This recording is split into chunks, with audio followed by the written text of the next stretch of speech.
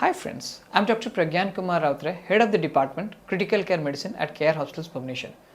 Today, I am going to speak about another key principle of ICU communications, empathy, that we discuss day in and day out. What is this empathy?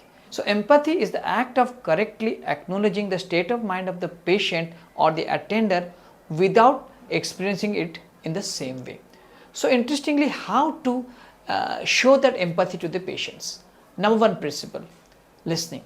So your parents might have told so many times, you have 2 ears and 1 mouth. It means that you have to listen and listen. In any communication, listener always wins. So in a counseling session, in a discussion, make sure that majority of time, let us say 60% of time of the counseling session should be for listening.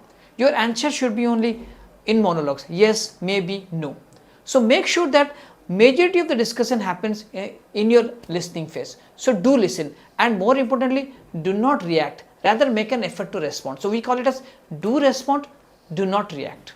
And whenever you're having a counseling session with empathy, you have so many non-verbal cues to do it. So as I said, whenever you're having a counseling session, first part should be listening. So while listening, there's so many non-verbal cues, a touch, continuous nodding, or an effort to write a note.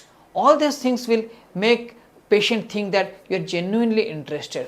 And at times you might repeat some of the sentences said by the patient attenders, so that he or she will be thinking that you might be interested in the topic.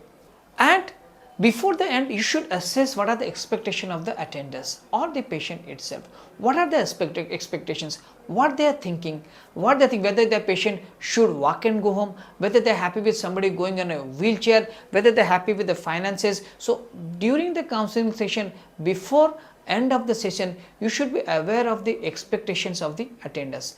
After listening to them properly and add so many non-verbal cues to it, make sure that you are adequately empathetic and you have assessed the expectation of the patient and patient attenders, then you start speaking. Again, as I have said time and again, try to understand, try to listen, try to comprehend before making a statement. Thank you.